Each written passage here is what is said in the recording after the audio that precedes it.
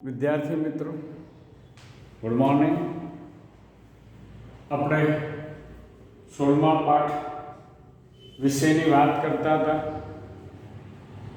16મા પાઠનું title હતું પર્યાવરણીય સમસ્યાઓ.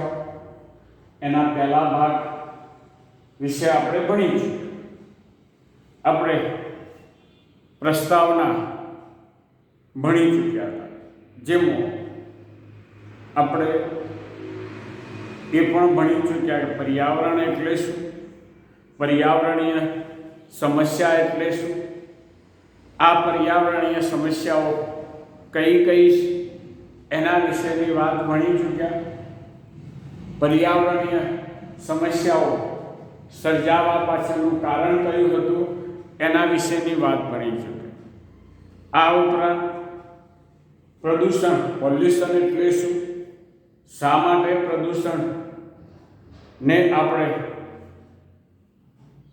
ઝેર અથવા તો સ્લો પોઈઝન તરીકે ઓળખીએ છીએ એના વિશેની વાત પણ ભણી ગયા હતા. પ્રદૂષક એટલે શું એના વિશેની વાત ભણ્યા હતા. પ્રદૂષકોના જુદા જુદા પ્રકાર વિશેની વાત ભણ્યા. આપણે એ પણ ભણી ચૂક્યા વિઘટનીય પ્રદૂષક એટલે શું, અવિઘટનીય પ્રદૂષક એટલે શું એના વિશેની વાત ભણ્યા. છેલ્લે પ્રદૂષણના પ્રકાર વિશેની વાત પણ ભણ્યા હતા.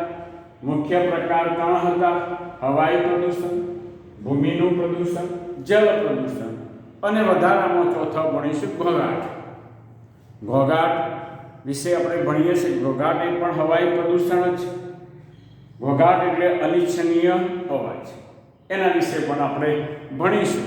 પરંતુ આ પ્રદૂષણના પ્રકાર વિશેની વાત, પ્રદૂષકો વિશેની વાત આપણે ભણી ચૂક્યા હતા. હવે આપણે એક મહત્વનો પ્રશ્ન ભણીએ છીએ: હવાઈ પ્રદૂષણ અથવા તો વાયુ પ્રદૂષણ. હવાઈ પ્રદૂષણ અથવા તો વાયુ પ્રદૂષણ વિશે આપણે ટૂંકમાં વાત કરીએ. હવાઈ પ્રદૂષણ અથવા તો એને શું કહેવાય? વાયુ પ્રદૂષણ સમજાવો.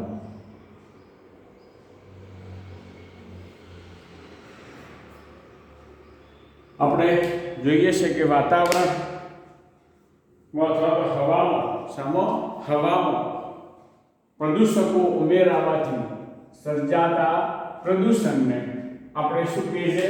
હવાઈ પ્રદૂષણ અથવા તો વાયુ પ્રદૂષણ તરીકે ઓળખીએ છીએ. આપણે હવે આ વાયુ અથવા તો હવા વિશેની વાત કરીએ. પહેલી બાબત તો ભણીએ, વ્યાખ્યા જોયા પછી કે બધા સજીવો પોતાના શ્વસન માટે શું કરે છે? હવાનો ઉપયોગ કરે છે. એટલે કે વાતાવરણમાંના ઓક્સિજન ને શ્વસનની ક્રિયામાં ઉપયોગમાં લે છે. આમ તમે બધા જાણો છો કે ખાધા વગર ચાલે, પાણી પીધા વગર ચાલે, પરંતુ શ્વસનની ક્રિયા વગર જીવી શકાય નહીં. અને શ્વસન માટે હવા એ જરૂરી છે. એટલે કે બધા સજીવો પોતાના શ્વસન માટે શાના પર? હવા પર આધારિત છે. હવાનું પ્રદૂષણ તેઓ માટે શું છે? હાનિકારક છે. હવાનું પ્રદૂષણ પાકોની વૃદ્ધિ અને તેનું ઉત્પાદન ઘટાડે છે. હવાનું પ્રદૂષણ શું કરે? પાકોની વૃદ્ધિ અને તેનું ઉત્પાદન ઘટાડે અને તેને કારણે વનસ્પતિઓ અકાળે મૃત્યુ પામે. શું થાય છે? અકાળે મૃત્યુ પામે. તે મનુષ્ય અને પ્રાણીઓની શ્વસનની ક્રિયાઓ પર અસર કરે છે. શું કરે છે? મનુષ્ય અને પ્રાણીઓની શ્વસનની ક્રિયા ઉપર અસર કરે છે. આપણે આમ જોઈએ છે કે સજીવોના જીવનનો આધાર હવા છે અને આ હવામાં પ્રદૂષકો ઉમેરાવાથી સર્જાતા પ્રદૂષણને આપણે હવાઈ પ્રદૂષણ તરીકે ઓળખીએ છીએ. અને તમે જાણો છો કે આ માટે ભારત સરકાર દ્વારા ધી એન્વાયરમેન્ટ પ્રોટેક્શન એક્ટ 1986 પસાર કરવામાં આવ્યો. હવાનું પ્રદૂષણ જે છે એ પ્રદૂષણ માટેના જે સ્ત્રોતો છે એ અનેક સ્ત્રોતો છે, પરંતુ મુખ્ય આપણે સ્ત્રોત બે જોઈએ છે. આ હવાના પ્રદૂષણ માટે આમ તો અનેક સ્ત્રોતો જવાબદાર છે, પણ આપણે બે સ્ત્રોતો જોઈએ છે, અશ્મિ બળતણ અને બીજું છે વાહનોના ધુમાડા.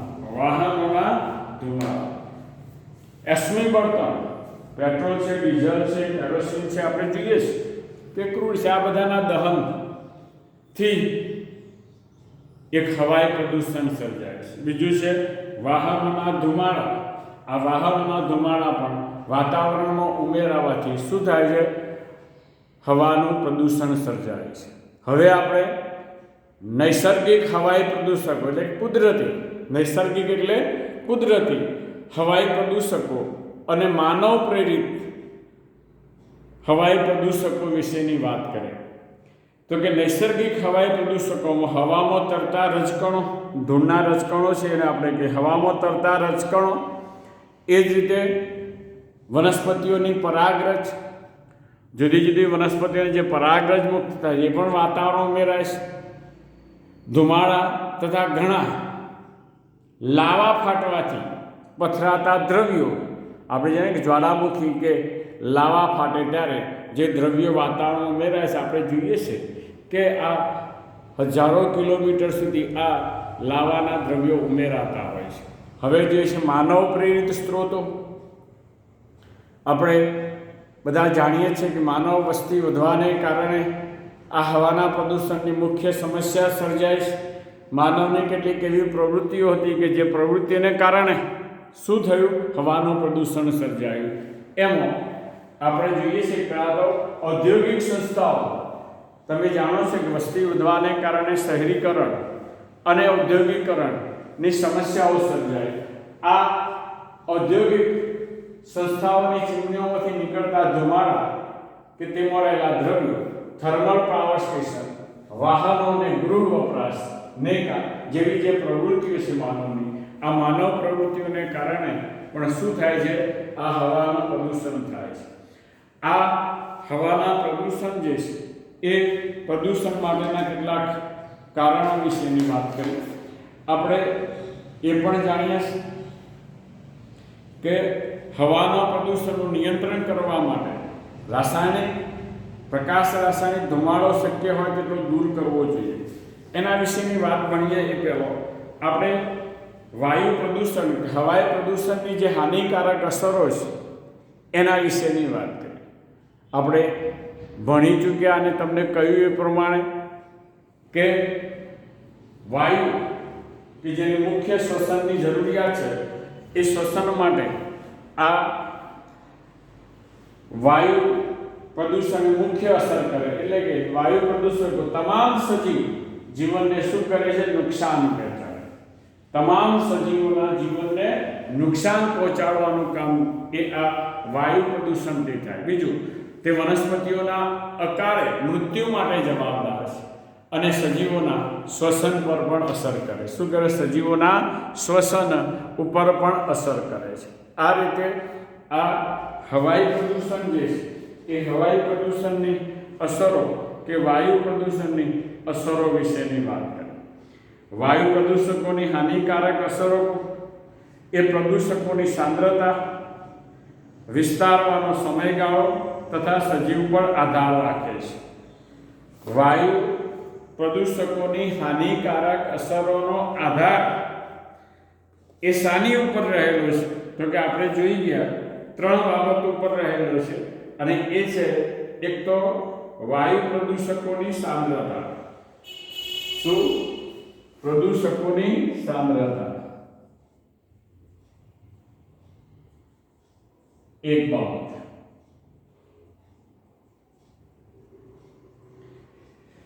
આ પ્રદૂષકોની જેમ સાંદ્રતા વધતી જાય, ઓછી હોય ત્યાં સુધીની અસર સર્જાતી, પણ જ્યારે પ્રદૂષકોની સાંદ્રતા વધે ત્યારે પણ એની હાનિકારક અસર સર્જાય છે. બીજો છે પ્રદૂષકોનો વિસ્તારવાનો સમયગાળો. પ્રદૂષકોનું વિસ્તરવાનો સમયગાળો. જેમ સમયગાળો વધતો જાય એમ પણ એની હાનિકારક અસરો પણ વધતી જાય છે. અને ત્રીજી વાત છે સજીવો પર આધાર રાખે. આમ આ ત્રણ બાબતો હવાઈ પ્રદૂષણ સર્જવા માટે જવાબદાર છે.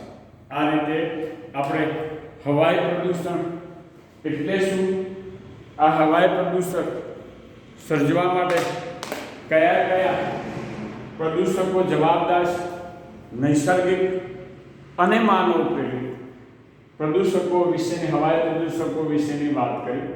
હવે પછીના આપણે